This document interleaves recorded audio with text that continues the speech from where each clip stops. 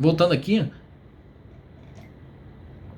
as teorias gerais de justiça, em virtude da sua generalidade aqui, afetam aspectos centrais da sociedade, não só em questões atinentes ao direito tributário, mas criariam princípios reformadores que serviriam para desenvolver um sistema tributário justo. Mas a vagueza do sistema tributário, da estrutura tributária, na maioria das teorias, significa que uma teoria poderia sugerir mais de um sistema tributário, de acordo com as teorias, de acordo com a concepção de justiça adotada. Ela poderia variar de imposto para imposto, por exemplo. Como a gente pode ver isso? Por exemplo, a gente vê a contribuição de melhoria aqui no Brasil, ela é muito aplicada à questão do princípio do benefício, né? Quanto maior a sua valorização de imobiliária você tem, mais benefício você estaria tirando, né? Então mais você deveria pagar. Então perceba que, apesar de a gente não considerar o princípio do benefício como regra, ela pode estar presente em algumas situações.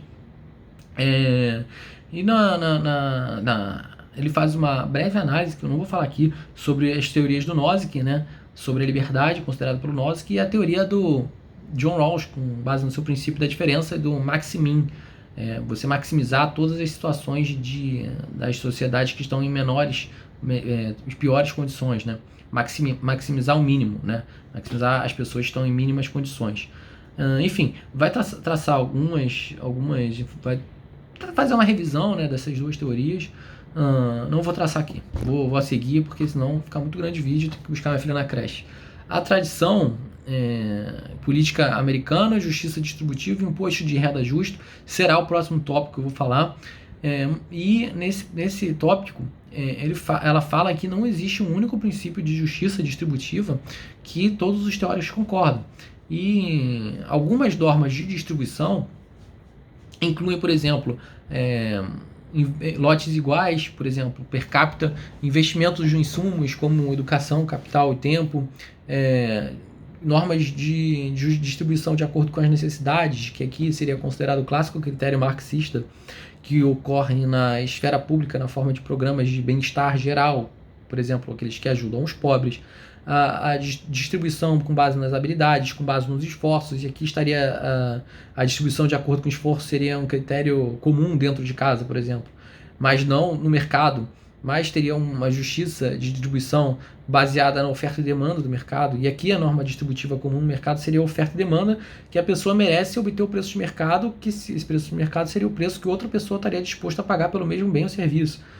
Também tem critérios de distribuição com base em requisitos de bem comum, ou seja, com base no bem-estar geral, também com base em atribuições, características como idade, condição física, sexo e raça, porém geralmente essa não seria a regra, né? A maioria seria inválido, mas algumas situações, por exemplo, em relação à idade, previdência social e programas de aposentadoria mereceriam algumas questões redistributivas, né? Enfim, diferentes teorias formais da justiça enfatizam diferentes normas e, por exemplo, Rawls focou nos requisitos sobre o bem-estar, enquanto Nozick aqui enfatizou a entrada de investimentos em fatores de mérito pessoal como habilidade. Os critérios de distribuição, eles geralmente se enquadram em um dos dois princípios básicos, ou seja, ou da igualdade ou da diferenciação. Os critérios dos lotes necessários, que seria o primeiro, o critério de distribuição com base nos lotes iguais ou necessidades iguais, enquadram no critério de habilidade e esforço. Enfim, em geral, essas distribuições baseadas em igualdade vão se contradizer com as distribuições baseadas em diferenças, e a diferença aqui enfatizaria a liberdade. Mas, em alguns casos, esses dois critérios podem produzir o mesmo resultado, né?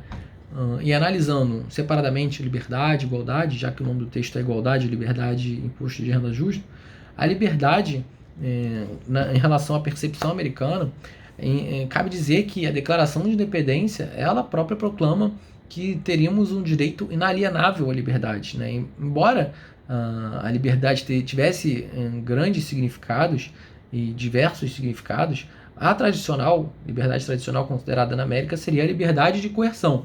Então seria uma liberdade negativa, significando que a liberdade seria uma liberdade contra restrições intencionais ou de coerção por outros, e aqui esse governo, né? E é exemplificado, por exemplo, a nossa liberdade de discurso, a nossa liberdade de associação, a nossa proteção contra buscas sem justificativa. Essa liberdade, então, ela está intrinsecamente ligada à propriedade privada, à liberdade do livre mercado, aos princípios de eficiência econômica. Então, essa liberdade negativa, ela requer que uma pessoa seja capaz de utilizar o seu próprio corpo, e aqui, por extensão, a sua própria propriedade que ele controla, né? Livre das restrições dos outros, que permitiria, sim, né? Ou melhor, exigiria um sistema de propriedade privada que atribuísse a propriedade total ou quase total aos indivíduos, né? Por que propriedade aqui é importante? Porque o imposto entra como um instrumento que, de certa forma, reduz a sua propriedade. Mas, continuando, que sem essa propriedade individual, o aproveitamento de uma pessoa, de uma aquisição, ou de uma compra, ou de uma troca de mercado, dependeria da vontade de outra pessoa. E, além disso, a propriedade privada seria a forma mais eficiente de garantir o pleno desenvolvimento de si mesmo, que seria o objetivo da liberdade, porque o indivíduo poderia determinar por si só os melhores caminhos, né? Então a liberdade negativa é isso, a questão de você não ter nenhuma coerção para te dizer o que você tem que fazer ou não fazer. E aí, muitas das vezes, vai entrar em conflito com a maioria dos significados de igualdade. Por exemplo, quando permite que indivíduos com diferentes graus de talento, habilidades, necessidades, desejos e esforços podem perseguir seus próprios interesses, inevitavelmente irá criar algumas desigualdades, por exemplo, desigualdade de renda, desigualdade de satisfação, desigualdade de riqueza. E aí que entra a liberdade positiva, porque ela afirma que as pessoas elas não teriam uma liberdade a não ser quando elas teriam um mínimo de bens materiais que permitissem ele utilizar dessa liberdade negativa, né? E não ficar se preocupando apenas com a luta pela sua sobrevivência, porque isso não iria capacitar ele para exercer a sua liberdade negativa, né? Então, a liberdade positiva, em relação a ela, as pessoas teriam o direito sobre a propriedade privada desde que fosse necessário para o desenvolvimento moral ou para a sua própria autonomia. Então a gente percebe aos poucos que a liberdade positiva e a negativa encontram alguns objetivos comuns, mas eles também vão conflitar, porque aumentar a liberdade positiva, de certa forma, vai restringir a liberdade negativa de outras pessoas. Por exemplo, garantir a saúde universal. Aqui isso pode restringir as opções de cuidados de saúde de terceiros. Por exemplo, quando um juiz vai lá e fala que o paciente tem que ter um cuidado lá no hospital, independentemente se ele paga ou não, você está restringindo a liberdade negativa do hospital de poder atender quem paga, né? Ele tem essa troca comercial. Por outro lado, você está garantindo uma liberdade positiva para esse paciente que necessita de uma cirurgia, né? Então, é isso.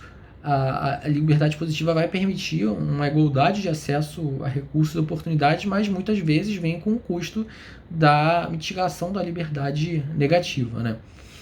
Em relação à equidade, e novamente reafirmo que é um segundo título do texto, por isso que a gente está tratando ele de certa forma, e também porque a gente tem que visualizar como é que a equidade é concebida pelos americanos.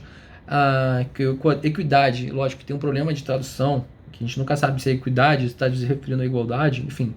Ela também, como é a igualdade, ela é vista como fundamental para os Estados Unidos.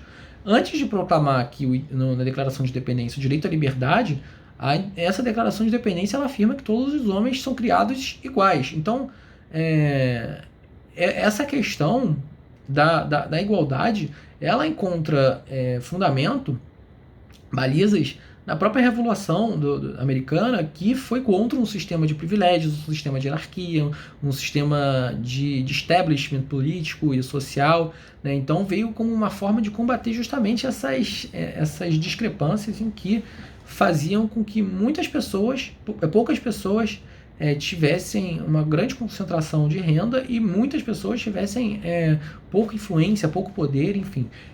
E a igualdade veio no sentido de acabar com essas diferenças.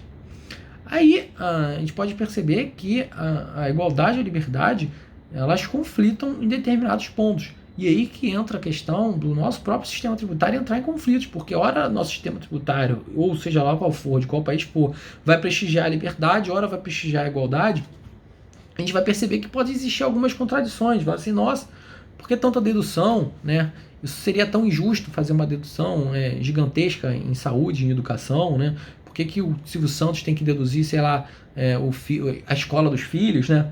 Por que, por exemplo, alguém que faça a faculdade de medicina, né, e pague 10 mil reais numa faculdade de medicina, o pai tem que deduzir isso, pode deduzir isso do imposto de renda? Olha quanto dinheiro está deixando de ser arrecadado para ser redistribuído depois. Enfim, a gente vê que às vezes os princípios da liberdade e igualdade eles vão conflitar, né? Porque esse pai que está deduzindo, ele está tirando a questão da igualdade na hora de provisionar os bens públicos a partir de redistribuição, financiamento de ações públicas, porque ele está pagando menos imposto, né? Mas, uma vez que ambos os princípios, liberdade e igualdade, são as fundações, né, do sistema americano, as melhores definições você tem que buscar aquelas que seriam compatíveis. E aí a igualdade teria uma infinidade de significados. E aqui destaque-se a igualdade de oportunidade, a igualdade de resultados, a igualdade de satisfação das necessidades, a igualdade da utilidade, a igualdade individual ou de grupo. E algumas definições da igualdade seriam mais democráticas que outras. Por exemplo, você pode perceber que a igualdade com base no nascimento seria menos democrática com igualdade na base de necessidade, ou até mesmo com a igualdade na base do mérito. Por que uma pessoa que nasceu em 1992, em 1993, teria mais direito a comida do que a pessoa nascida em 1995, né? Enfim, ou o critério deveria ser porque quem tem mais fome leva, né? Então as questões da igualdade, elas vão em cada caso vão verificar critérios que possam ser mais democráticos ou menos democráticos. E alguns significados eles são inconsistentes. Por exemplo, no momento que a igualdade de oportunidades é válida, desde que cada pessoa comece com a mesma oportunidade de obter determinado fim. Então, aqui os resultados, a igualdade de resultados seria diferente. Estaria privilegiando a igualdade aqui de oportunidades. As pessoas com base nas mesmas oportunidades poderiam conseguir resultados diferentes. E aí, como é que fica a igualdade de resultado? Né? Tão prestigiada a igualdade de resultado pela esquerda, né? Enfim, as pessoas não iriam acabar com a mesma quantidade se as pessoas tivessem igualdade de oportunidade. E aí ele recorre a Platão, né, quando fala que Platão ele disse que existiriam dois tipos de igualdade, a igualdade numérica e a igualdade proporcional. Enquanto a numérica seria a igualdade estrita, seria a mais simples no caso, e talvez o mais objetivo e significado de igualdade, no sentido de que todos teriam direitos iguais à liberdade de expressão, liberdade de religião, o direito de votar, assim por diante, seria uma igualdade aqui de lotes, né? Todo mundo deveria receber a mesma quantia per capita, todos receberiam a mesma quantidade de bens. Então, todo mundo receberia cadeira de rodas, todo mundo receberia taco de golfe, todo mundo ia receber igualdade de tratamento, né? E esse tratamento, por sua vez, ignoraria as necessidades individuais, os desejos, os recursos, as habilidades. Então, essa igualdade estrita, essa igualdade numérica falha ao tratar os indivíduos com iguais considerações e respeitos. Por exemplo, pega o exemplo lá da Margaret Thatcher, que tentou fazer aquele imposto de 10 mil por cabeça. Não importa quanto a pessoa ganha, ela precisaria pagar, sei lá, X pessoas, que seria o lump sum tax. Seria, em termos de imposto de maior eficiência no mercado, mas seria, porque não proporcionaria perda de peso morto, mas seria um imposto que seria injusto por natureza, porque vai que a pessoa ganha R$2, como é que ela tem que pagar o imposto de tamanha envergadura? Né? Ou por outro lado, vai uma Coca-Cola da vida, que sei lá quanto que é o lucro da Coca-Cola, por que ela teria que pagar R$10 mil? Então a gente verifica que essa igualdade numérica ela não é aplicável no nosso sistema tributário. Uma outra igualdade seria sob o conceito de igualdade proporcional, e aqui nem todos receberiam a mesma quantidade de um bem. Por outro lado, cada um receberia uma quantidade proporcional ao que merecesse de acordo com um determinado padrão. E aí vem a questão, que padrão, que critério, né? Essa proporção, em outras palavras, determina que todos devem pagar a mesma percentagem. E aqui a gente faz uma outra referência, aquele deputado do Texas, o deputado Armey, que encarou a justiça como pagar todo mundo um imposto fixo de 17%. Isso seria um apelo à igualdade proporcional. O problema é justamente nisso, de definir esse critério para determinar a distribuição. A gente é mais confortável, alguns critérios são realmente mais democraticamente aceitos do que outros, porque, por exemplo, a gente vai distribuir 175 libras de comida para 3 pessoas. Qual o critério que a gente deveria estabelecer? Se a gente utilizasse critério numérico, cada pessoa deveria receber 58 libras e 1/3, né? No entanto, a igualdade proporcional, ela vai dizer que a distribuição de alimentos deve seguir determinado critério. Só que critério que a gente escolheria? Se o padrão é peso, né? E aí a gente pega, por exemplo, A pesa 200 libras, B pesa 100 libras e C pesa 50, então A receberia mais comida e B receberia menos, médio, uma comida intermediária. Por exemplo, quem pesa mais ganha mais comida. A pesa 200 libras ganharia 100 libras de comida. B pesa 100 libras ganharia 50 libras de comida. C pesa 50, ele ganharia 25 libras de comida. Perceba essa proporção de 2 para 1. Se você pesa 2, tu ganha 1 de comida, né? Então essa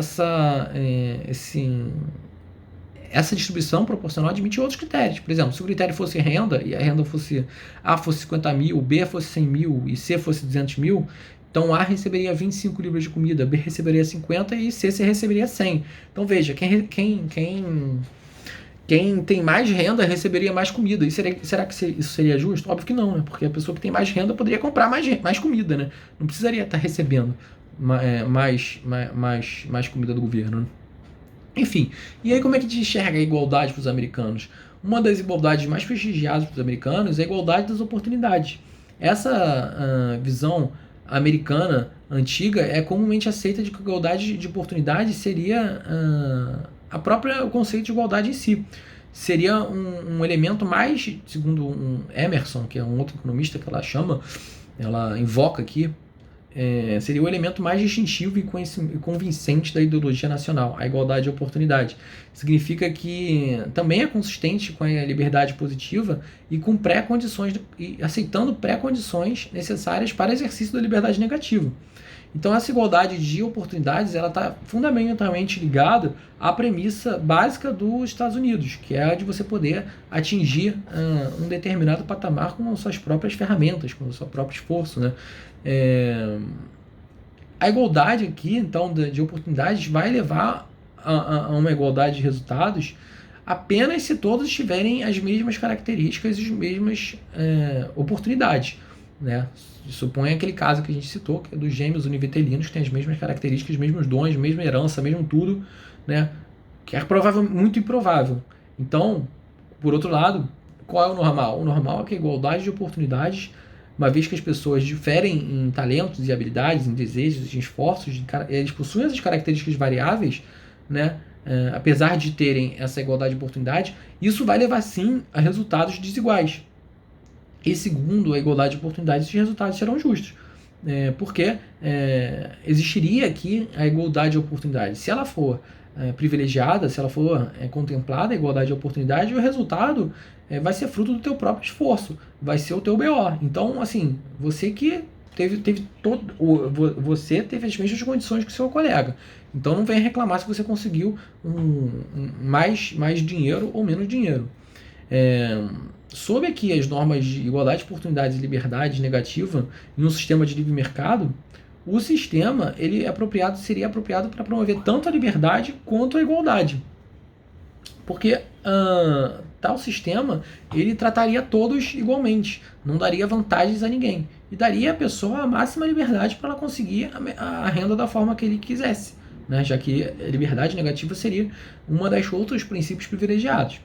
No entanto, se não houvesse essas oportunidades iguais, se houvesse barreiras impedindo alguns de chegar à linha de partida, então, de acordo com uma visão recente de igualdade, que seria o tratamento desigual e necessário e justo na medida que o tratamento mova a pessoa desfavorecida até a linha de partida, e que a gente volta com a questão da isonomia, né? E essa visão justificaria as ações afirmativas, né, programadas para levar as pessoas no mesmo patamar, na mesma linha de chegada.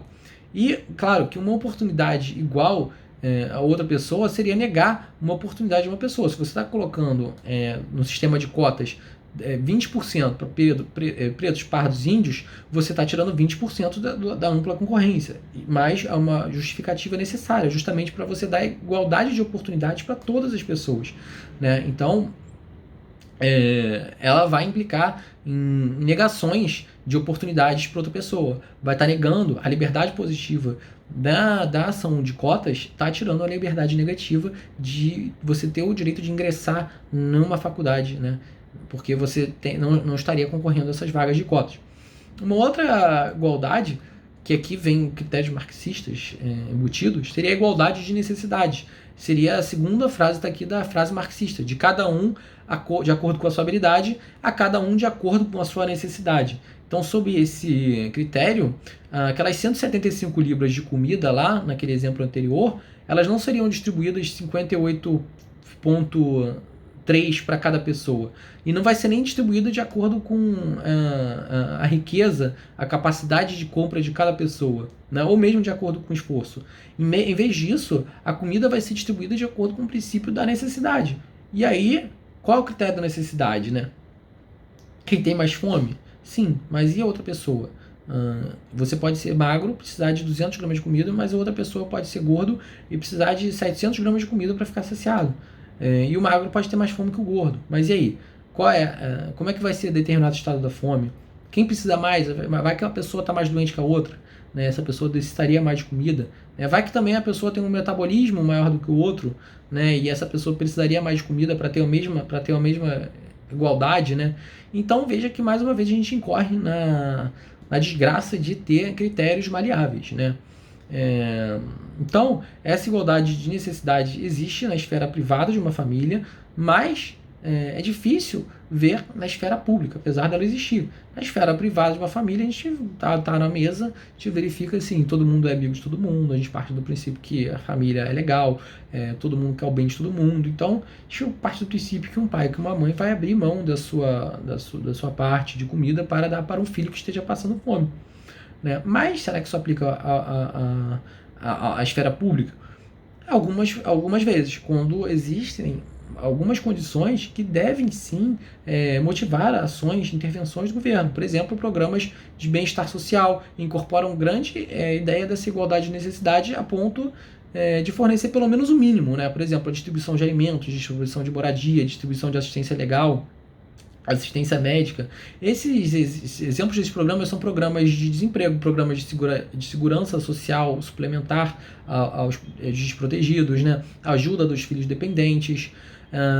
Na área tributária, a gente pode ter alguns programas que instituam créditos de impostos, né, a determinadas pessoas, por exemplo, deficientes, para idosos, né? Então perceba que essa igualdade de necessidade ela se mescla em alguma medida com a liberdade positiva e com a igualdade de oportunidades. Quando você desenvolve uma ação desse tipo, algum programa assistencial, você está tentando aumentar as oportunidades dessa pessoa que está recebendo esse atendimento.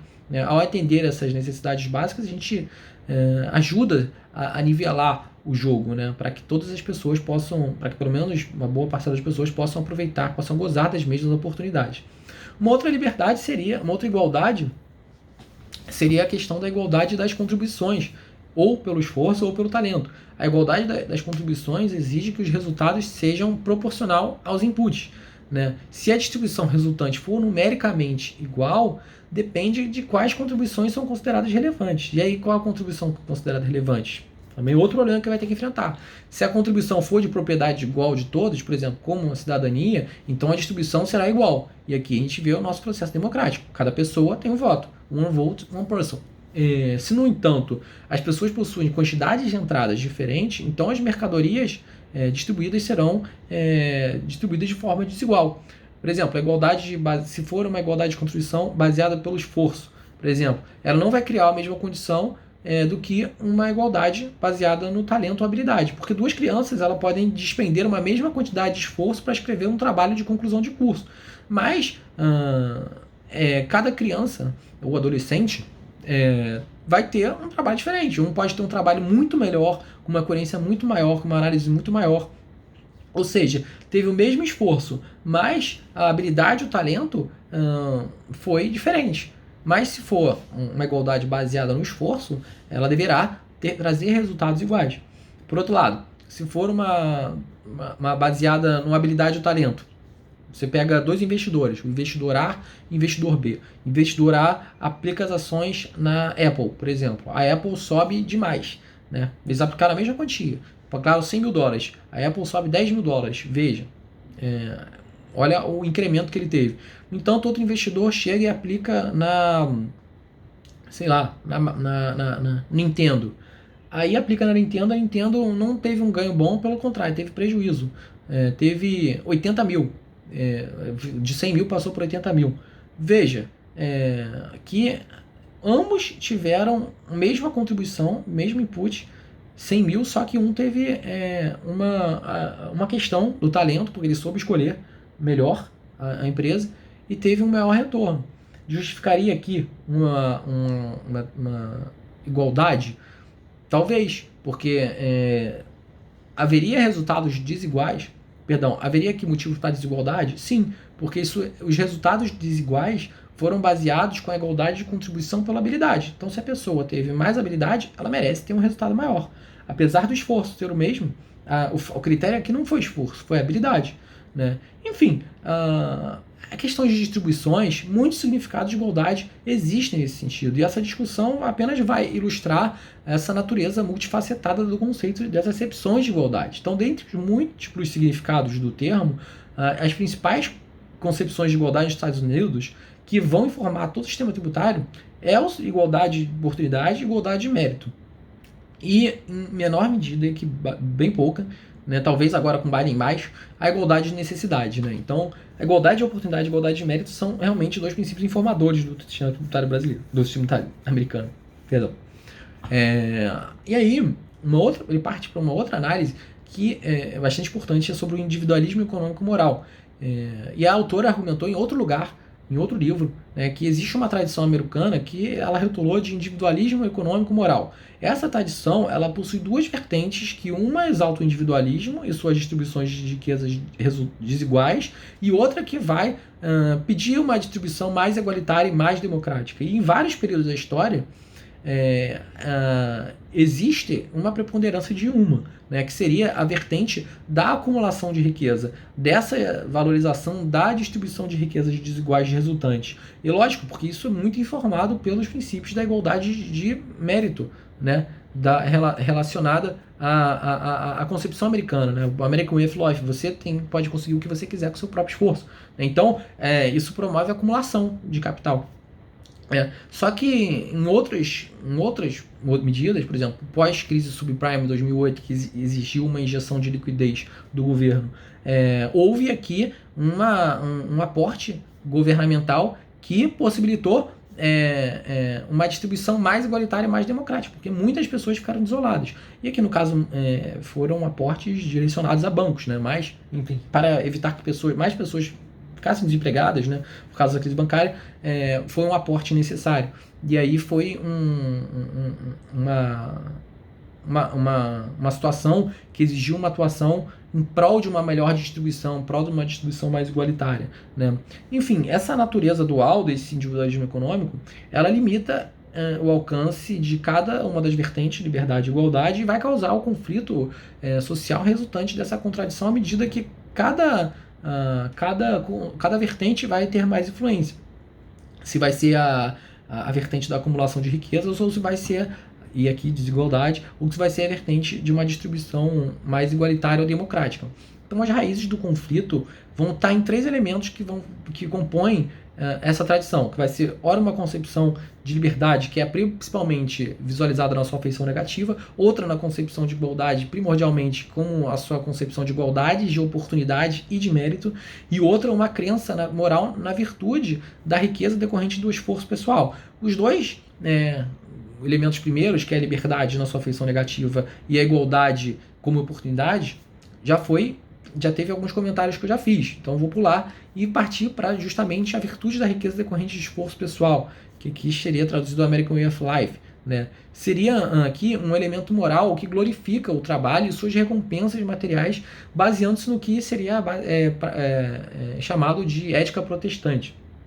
Sob essa visão, sob essa concepção, a virtude que se atribui à riqueza seria atribuída apenas se a riqueza for resultado dos traços através dos quais o homem praticaria sua vocação, né, e glorificaria a Deus. Que aqui o meio pelo qual se glorifica a Deus seria através do trabalho. Né? Então a riqueza herdada aqui nessa concepção teria a menor glória. Né? E aí a gente talvez perceba isso no imposto de transmissão dos Estados Unidos, que chega a ser alíquota acima de 30%.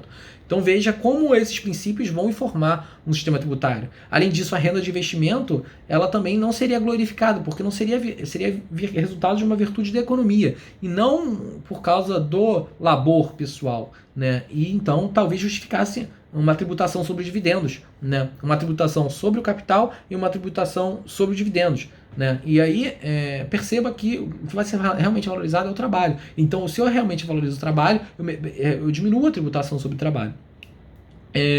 Três tensões desse individualismo moral e econômico vão se contrapor, que vai ser a questão, a eterna batalha entre a liberdade e a igualdade, e também a moralidade. Então, cada indivíduo aqui deveria ter oportunidades iguais, livre de coerção aqui no caso, especialmente as coerções impostas pelo governo. Por exemplo, coerções impostas pelo governo, uma regulamentação de alguma profissão, por exemplo, a política de estabelecimento de preços mínimos, por exemplo. Isso tudo é medidas coercitivas do governo que ele vai, por entender que achar que é melhor, ele vai aplicar. Né? Então, o indivíduo livre de coerção, ele teria o ideal, ele deveria ter oportunidades iguais para adquirir bens por meio do virtuoso traço do trabalho, das suas economias e do seu planejamento. Então a riqueza resultante refletiria o valor moral da pessoa que parte para cima, parte para dentro, vai trabalhar, expande a sua liberdade, porque à medida que ele vai possuindo mais bens materiais, ele vai estar criando mais oportunidades para se desenvolver moral e espiritualmente para alcançar seus objetivos. Nessa linha aqui, o aumento da riqueza de uma pessoa, ela beneficia a sociedade em geral porque aumentaria a liberdade e, em certa forma, aumentaria a igualdade dos menos prósperos. Isso por causa de duas coisas. Primeiro, porque quando há esse crescimento econômico de forma ampla, de uma forma que vai beneficiar todo mundo, os pobres também vão ser beneficiados. Por quê? Segundo os ensinamentos de um economista, Andrew Carnegie, grandes acúmulos de riqueza vão permitir a produção de bens mais baratos, tornando-os mais acessíveis aos pobres, e não vai tornar os ricos mais pobres, mas vai deixar os pobres com mais acesso a coisas melhores, né? Que não teria se não houvesse esse desenvolvimento econômico. Né? Vou pausar aqui.